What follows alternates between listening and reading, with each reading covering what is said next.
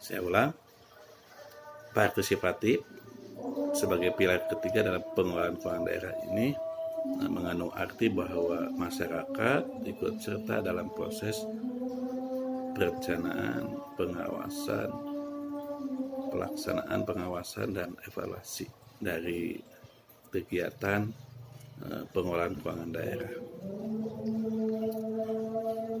Nah, lalu pertanyaannya, bentuknya bagaimana partisipasi masyarakat ini?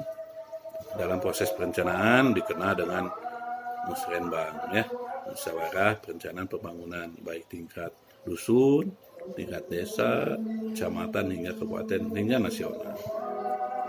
Jadi lalu siapa yang ikut partisipasi? Tentu tidak semua masyarakat. Repot juga kalau semua ikut musyawarah, kan malah kacau nanti.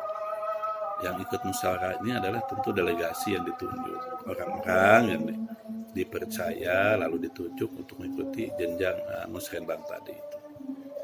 Ini jadi partisipasi ini suatu kesempatan yang diberikan oleh ketentuan, oleh aturan kepada publik atau masyarakat untuk mengetahui sampai dengan mengawal, ya, mengetahui prosesnya, mengusulkan kebutuhannya, memantau pelaksanaannya, mengawal pelaksanaannya, ikut pengawasannya secara tidak langsung, dan ikut juga mengevaluasinya. Saya kira itu ya pilar ketiga dari partisipatif ini. Dengan demikian kuliah singkat online ini saya simpulkan saja ya. Yang pertama bahwa dalam pengelolaan keuangan daerah ini pihak yang paling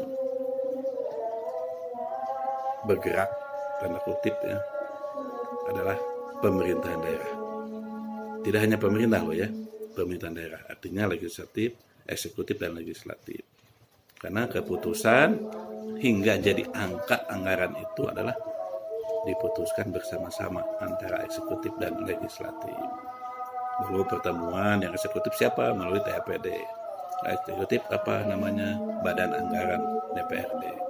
Nah, kedua badan ini yang secara formal melakukan eksekusi terhadap besarnya anggaran yang disahkan nantinya dalam suatu peraturan daerah.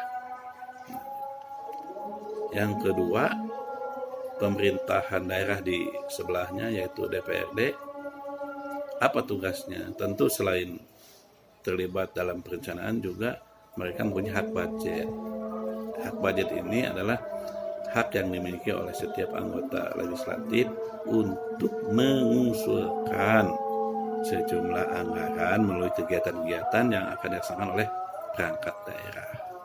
Itu juga ya. Jadi makna dari pemerintahan di sini adalah mereka juga terlibat aktif. Jadi yang bertanggung jawab, yang harus berakuntabilitas, tentu saja tidak hanya eksekutif. Jadi salah kalau ada kelompok masyarakat yang menyoroti, mempermasalahkan anggaran hanya kepada bupati saja misalkan. Tetapi yang benar itu pemerintahan, nah, selain bupatinya juga unsur DPRD. Itu yang kedua. Yang ketiga, tiga prinsip ini kesimpulannya harus menjadi dasar ya sejak penyusunan anggaran. Lalu lanjut dengan pelaksanaan anggaran, pertanggungjawaban hingga evaluasi. Saya kira itulah ya untuk sekedar ngabuburit kuliah online hari ini, dan lebih lengkapnya mohon Anda pelajari di slide 14 dan seterusnya. Jadi walaupun kuliahnya singkat, mudah-mudahan bermanfaat ya. Saya berharap Anda kelak paling tidak lah ketika ikut serta dalam pengelolaan ini dalam pengawasan, Anda tahu dulu ilmunya. Tentu penjelasan ini tidak memadai dengan waktu ya, tetapi bukan berarti tidak perlu.